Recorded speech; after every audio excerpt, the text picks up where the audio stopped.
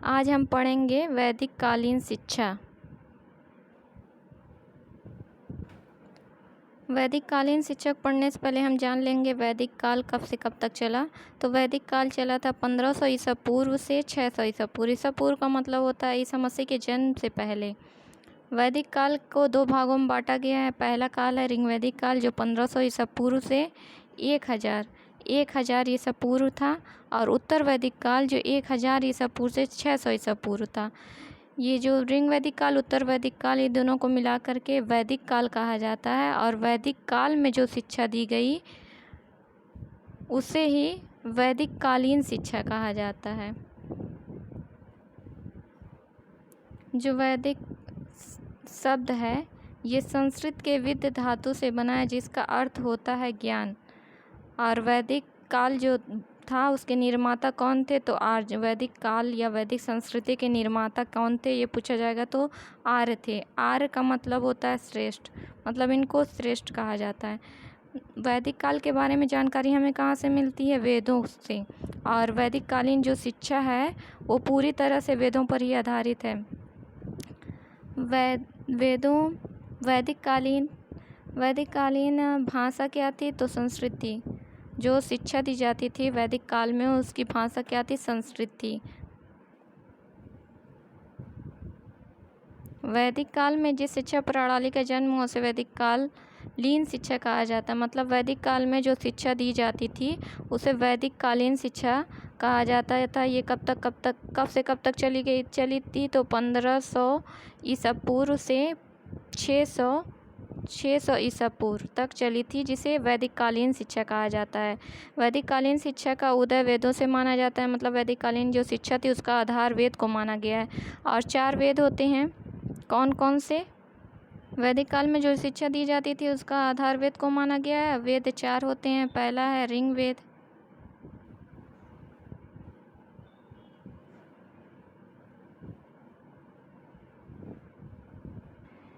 दूसरा है यजुर्वेद,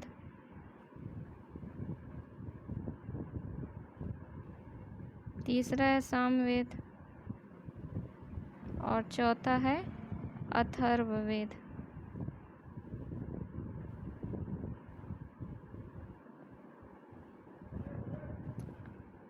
वेद का मतलब ही होता है ज्ञान। ऐसा कहा जाता है कि ये चारों वेद में बहुत सारा ज्ञान है, मतलब समस्त ज्ञान इन वेदों में निहित है, ऐसा कहा जाता है।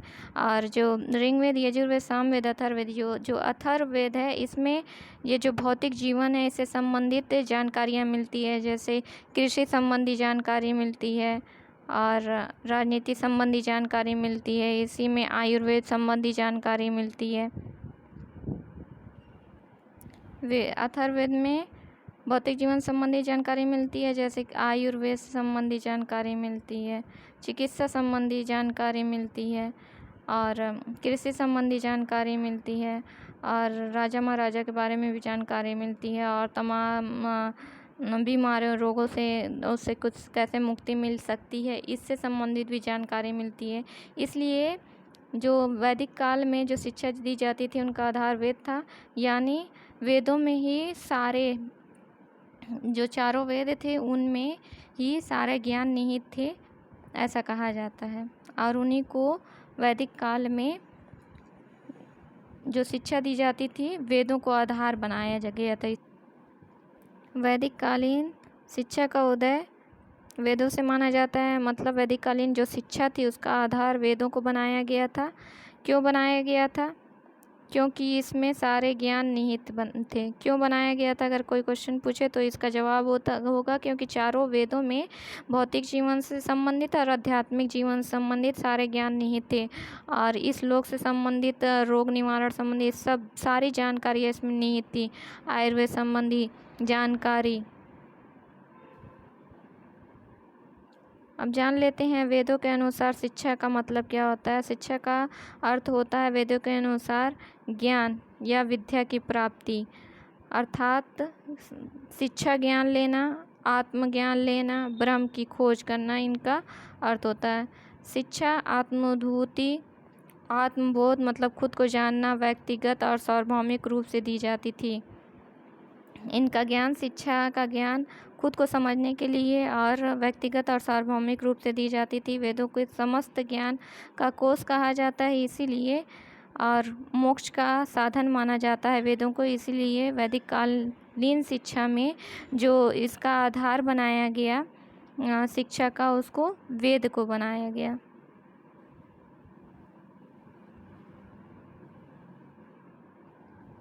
वैदिक काल में मनुष्य के जीवन को 4 आश्रमों में विभक्त किया गया था। वो 4 आश्रम हैं।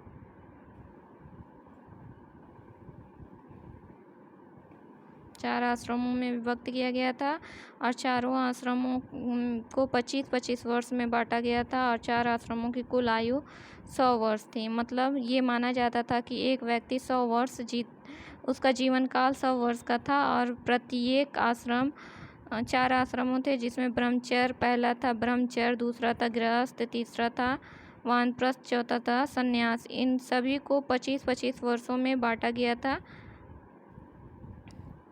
इसको मिलाएंगे तो 100 हो जाएगा। मतलब एक व्यक्ति के जीवन को 100 वर्ष माना गया कि एक व्यक्ति 100 वर्ष जीता है, उसको 4 आश्रमों में विभक्त किया गया। वो 4 आश्रम कौन कौन थे वो देख लेंगे। पहला था ब्रह्मचर्य, जिसमें जो विद्यार्थी होते थे वो गुरुकुलों में प्रवेश करते थे और उनकी गुरुकुलों में प्रवेश कर गुरुकुलों में प्रवेश के लिए जो संस्कार होते थे उपनयन संस्कार कहा जाता था। ये ब्रह्मचर्य काल में ही होता था, अर्थात ब्रह्मचर्य काल में ही जो विद्यार्थी होता था अपनी पूरी पढ़ाई पूरी कर लेता था। उसके बाद वो गृहस्थ जीवन जीता था। ब्रह्मचर्य जब उसका उपनयन संस्कार के बाद उपनयन संस्कार में होता था तो वो गुरुकुल में प्रवेश करता था। उसके बाद एक और संस्कार, जब उसकी पढ़ाई पूरी हो जाती थी तो समापवर्तन संस्कार होता था, मतलब पढ़ाई समाप्त हो गई। उसके बाद पढ़ाई समाप्त करने के बाद वो घर लौट जाता था और गृहस्थ जीवन व्यतीत करता था। उसके बाद तीसरा जो आश्रम था वो था वानप्रस्थ। इसमें व्यक्ति वन में चला जाता है और उससे संबंधित ज्ञान वन से संबंधित ज्ञान हासिल करता है। और चौथा था संन्यास, जिसमें व्यक्ति मोक्ष की प्राप्ति के लिए कार्य करता था। वैदिक काल में शिक्षा जो थी निःशुल्क दी जाती थी और गुरुकुलों में दी जाती थी।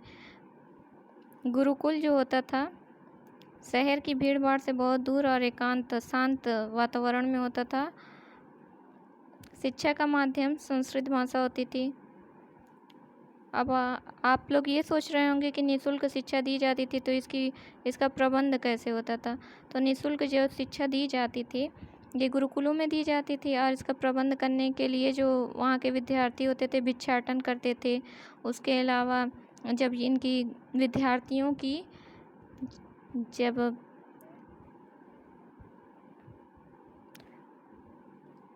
विद्यार्थियों की शिक्षा समाप्त हो जाती थी और समापवर्तन संस्कार होता था। समापवर्तन का मतलब ये होता है शिक्षा समाप्त हो गई। समापवर्तन संस्कार होता था तो जो विद्यार्थी रहते थे वो गुरु को गुरु दक्षिणा देते थे। इससे भी ये गुरुकुल का प्रबंध जो होता था उसी से चलता था।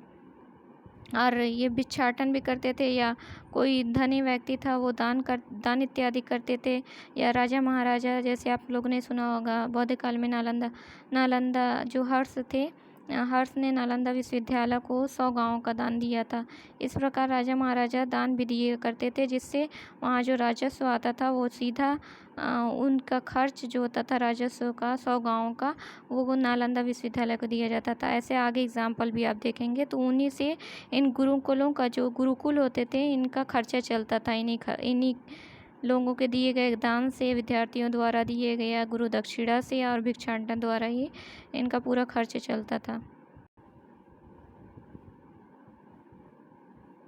अब वैदिक कालीन शिक्षा का माध्यम क्या था, मतलब किस भाषा में दी जाती थी शिक्षा? तो संस्कृत भाषा में दी जाती थी और शिक्षा राज के नियंत्रण से मुक्त होती थी। वैदिक कालीन शिक्षा की शुरुआत विद्यारंभ संस्कार से होती थी।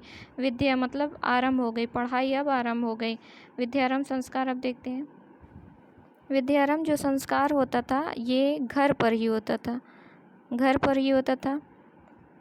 विद्यारंभ संस्कार 5 वर्ष की उम्र में शुरू होता था, जहाँ बालक को पीला वस्त्र पहना दिया जाता था और उसके बाल को मुड़वा करके कुल पुरोहित के पास बैठाया जाता था और कुल पुरोहित के मार्गदर्शन में, मतलब जो वो कहते थे उच्चारण करने को, वो उच्चारण करते थे और लेखन भी करवाते थे। चावल की एक थाली में चावल दे दिया जाता था, जहाँ कुल पुरोहित जो होते थे वो उन्हें कुछ अक्षर लिखवाते थे, जैसे ओम हो गया, ओम आदि अक्षर लिखवा करके उनका जो विद्या होती थी विद्यारंभ संस्कार शुरू किया जाता था। उसके बाद उपनयन संस्कार होता था। विद्यारंभ संस्कार घर पर ही होता था, मतलब घर पर ही शिक्षा दी जाती। उसके बाद उपनयन संस्कार जो होता था, विद्यारंभ संस्कार के बाद आगे की शिक्षा या उच्च शिक्षा के लिए छात्रों को जो शिक्षा दी जाती थी गुरुकुलों में दी जाती थी और गुरुकुलों में प्रवेश लेना होता था। इसके लिए जो संस्कार होता था उसे उपनयन संस्कार कहा जाता है। उपनयन संस्कार का अर्थ होता है गुरु के समीप ले जाना, गुरु के समीप ले जाना, अर्थात जो गुरुकुल है उसमें प्रवेश लेना। उपनयन संस्कार की उम्र जो होती थी 6 से 8 वर्ष थी। गुरुकुल में रहने वाले छात्रों को कुलवासी, अंतवासी और द्विज कहा जाता था। कुलवासी, अंतवासी और द्विज कहा जाता था। गुरुकुल में जो प्रवेश करके विद्यार्थी स्टूडेंट होते थे उनको। गुरुकुलों में प्रवेश के लिए उपनयन संस्कार होता था। तो उपनयन संस्कार जो होता था 6 से 8 वर्ष की आयु में होता था। इससे संबंधित इम्पोर्टेंट कुछ पॉइंट देख लेते हैं।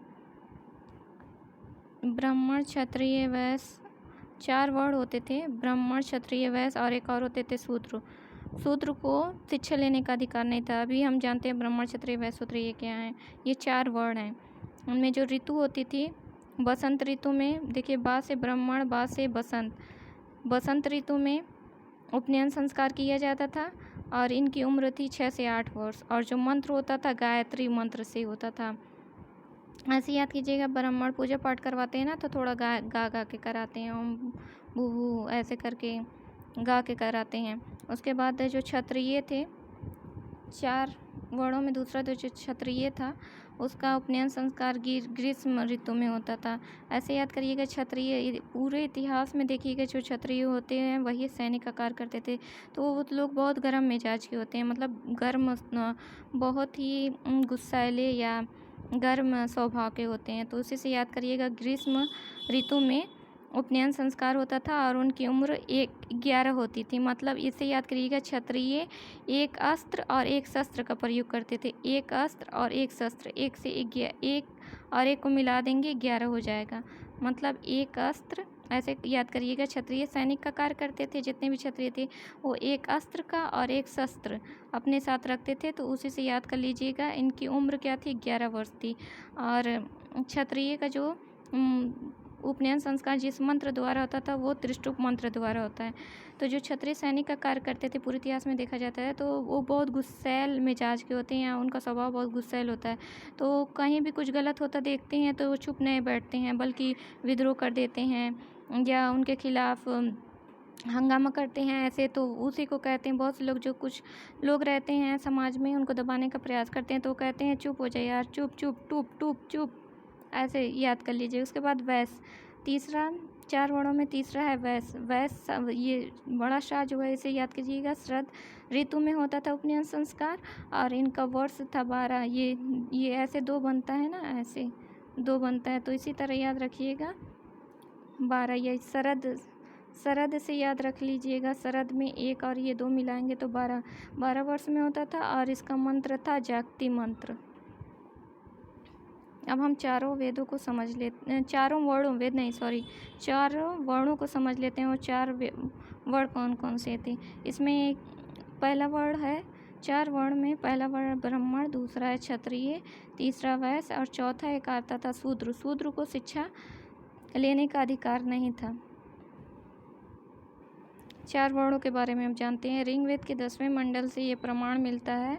ऋग्वेद, इसको ऋग्वेद हम लिखें। ऋग्वेद के 10वें मंडल के पुरुष सूक्त में ऐसा कहा जाता है कि आदि पुरुष मतलब ब्रह्मा के मुख से ब्राह्मण ब्राह्मण, जांग से वैश्य, भुजा से क्षत्रिय और पैर से शूद्र का जन्म हुआ, ऐसा कहा जाता है। इसका प्रमाण ऋग्वेद के 10वें मंडल में होता है। मतलब ऋग्वेद के 10वें मंडल में चारों वर्णों का उल्लेख मिलता है और ऐसा कहा जाता है कि ब्रह्मा के मुख से ब्राह्मण का जन्म हुआ, जांग से वैश्य का और भुजा से क्षत्रिय का और पैर से शूद्र का जन्म हुआ। 4 वर्ण हैं, ब्राह्मण, क्षत्रिय, वैश्य, शूद्र। शूद्र को वैदिक काल में शिक्षा ग्रहण करने का अधिकार नहीं था। इनकी स्थिति बहुत दयनीय थी, इनको शिक्षा ग्रहण करने का अधिकार नहीं। जब विद्यार्थी की पूरी शिक्षा समाप्त हो जाती थी तो उसे समापवर्तन संस्कार या समापवर्तन संस्कार मतलब समाप्त हो गई, जो पढ़ाई थी वो पूरी हो गई, समाप्त हो गई, इसे समापवर्तन संस्कार कहते हैं। समापवर्तन का शाब्दिक होता है वापस घर को आगमन, मतलब अब विद्या जो है, जो भी पढ़ाई है पूरी हो गई, अब हम घर को वापस जाएंगे। उससे पहले समापवर्तन संस्कार में क्या होता था, गुरु शिष्य एक दूसरे से मिलते थे। गुरु जो है विद्यार्थी को तमाम तरह के उपदेश देते थे, अच्छे उपदेश बताते थे। जैसे कहते थे आलस ना करना, अपनी जिम्मेदारी है उसको अच्छी भली भांति निभाना, अन्य कार्यों के साथ ज्ञान अर्जन भी करते रहना, ये सब गुरु कहते थे। और जब गुरु से मिलने के बाद जब विद्यार्थी वापस जाता था अपने घर की तरफ, तो उससे पहले वो गुरु को गुरु दक्षिणा भी देता था। यदि वो दे सकता था तो उसे गुरु दक्षिणा देता था। वैदिक काल में शिष्यों के गुरुकुलीय शिक्षा पूरी होने पर, मतलब जब पढ़ाई पूरी हो जाती थी तो समापवर्तन संस्कार होता था। समापवर्तन संस्कार से ब्रह्मचर्य जीवन का अंत, मतलब जो पढ़ाई है, हमने 4 आश्रम बताए हैं ना, ब्रह्मचर्य, गृहस्थ, वानप्रस्थ और संन्यास। तो जो पहला आश्रम था ब्रह्मचर्य जीवन का अंत हो जाता, मतलब ब्रह्मचर्य जीवन अब समाप्त हो जाएगा। वो गृहस्थ जीवन में प्रवेश करेगा, मतलब शादी विवाह होगा, प्रवेश प्रारंभ होता था। इस तरह आज हमने देखा कि वैदिक काल में जो शिक्षा दी जाती थी उसे वैदिक कालीन शिक्षा कहा जाता था। उसके बाद हमने देखा शिक्षा की शुरुआत विद्यारंभ संस्कार से होती थी, मतलब विद्या आरंभ हो गई है, मतलब अब पढ़ाई लिखाई शुरू हो गई। उसमें विद्यारंभ संस्कार घर पर ही होता था, 5 वर्ष की आयु में होता था। उसके बाद हमने देखा उपनयन संस्कार जो 6 से 8 वर्ष की आयु में होता था। ये गुरुकुलों में प्रवेश करने के लिए उपनयन संस्कार किया जाता था। उसके बाद हमने देखा है कि समापवर्तन संस्कार जब पढ़ाई समाप्त हो जाती थी तो समापवर्तन संस्कार किया जाता था।